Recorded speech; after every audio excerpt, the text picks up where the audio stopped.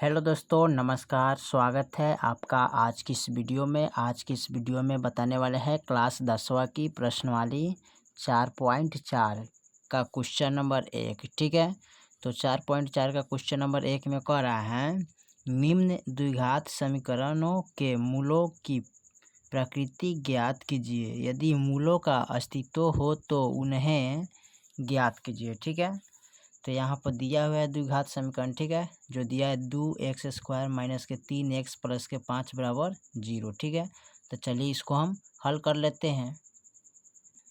चलिए, तो यहाँ पर हमने क्वेश्चन नंबर 1 का पॉइंट नंबर 1 यहाँ पर हमने नोट कर लिया है। ठीक है, जो द्विघात समीकरण दिया है 2x² माइनस के 3x प्लस के 5। ठीक है, तो इसको करना क्या है, तो इसको द्विघात समीकरण के व्यापक रूप से इसको क्या करना है, हल करना है। ठीक है, तो चलिए इसको हल कर लेते हैं। तो लिखेंगे द्विघात समीकरण के व्यापक रूप से हल। ठीक है, तो यहाँ पर देखिए इसका फॉर्मूला क्या होता है, ax plus B Y plus C बराबर 0। ठीक है, ए है, बी है और सी है। ठीक है, तो यहाँ पर लिखेंगे ए बराबर, यानी कि देखिए ये बराबर क्या है, ए है और ए बी है, ए क्या है, सी है। ठीक है, तो यहाँ पर लिखेंगे ए बराबर 2। ठीक है, उसके बाद लिखेंगे बी बराबर -3। ठीक है, उसके बाद लिखेंगे सी बराबर, ठीक है, 5। तो 5 लिखेंगे। ठीक है, अब उसके बाद क्या करेंगे, डी बराबर निकालेंगे। ठीक है, क्या निकालेंगे, डी बराबर। तो डी बराबर निकालने के लिए फॉर्मूला क्या होता है, b² माइनस 4ac।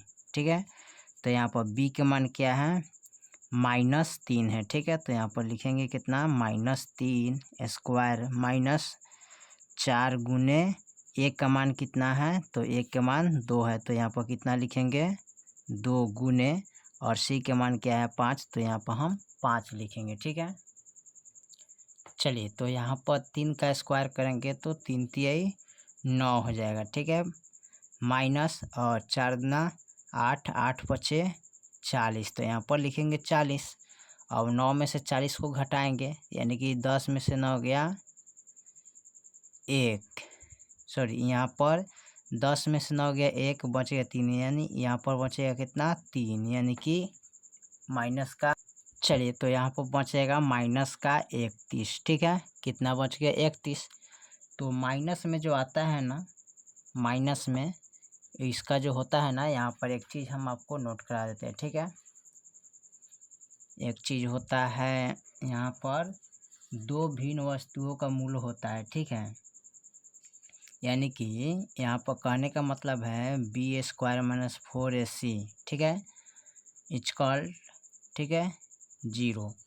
देखिए, तो यहाँ पर जो इनका जो मान है ना, इसका जो मान जब माइनस में आएगा, ठीक है, जैसे कि 2, 3, 4 कितनों भी आ जाए उससे कोई मतलब नहीं, अगर ये माइनस में आ जाए, ठीक है, इसमें से मान लेते हैं माइनस अगर 4 आ गया, ठीक है, और यहाँ पर 0 है, तो हमेशा माइनस वाला अंक क्या होता है, सबसे छोटा होता है। ठीक है, और 0 क्या होता है, बड़ा होता है। ठीक है, तो इसको ऐसे करेंगे, 0 की तरफ घुमा देंगे, यानी कि 0 इनसे क्या है, बड़ा है। तो ठीक उसी प्रकार क्या है, इतना का जब हल किया b² माइनस 4ac का मान, तो कितना आयल है, माइनस आयल है। ठीक है, तो जो माइनस में आयल है तो ये d के मान है। ठीक है, और यहाँ पर 0। ठीक है, तो ये दोनों में बड़ा कौन हो जाएगा, तो देखिए d के मान है -31, तो यहाँ पर लिखेंगे -31। ठीक है, और यहाँ पर है 0। अब ये दोनों में बड़ा कौन होगा, तो दोनों में बड़ा 0 होगा। ठीक है, और -31 क्या होगा, छोटा होगा, क्योंकि माइनस वाला अंक हमेशा क्या होता है, छोटा होता है। ठीक है, और प्लस वाला अंक हमेशा बड़ा में ही होता है। ठीक है, तो माइनस का 31 है और 0 है, तो ये दोनों में बड़ा कौन हो जाएगा, 0, और माइनस का 31 छोटा हो जाएगा। ठीक है, तो इसलिए अस्तित्व में नहीं है। ठीक है, क्या है, इसको लिख लेंगे, यह वास्तविक मूल्य नहीं है। ठीक है, यह वास्तविक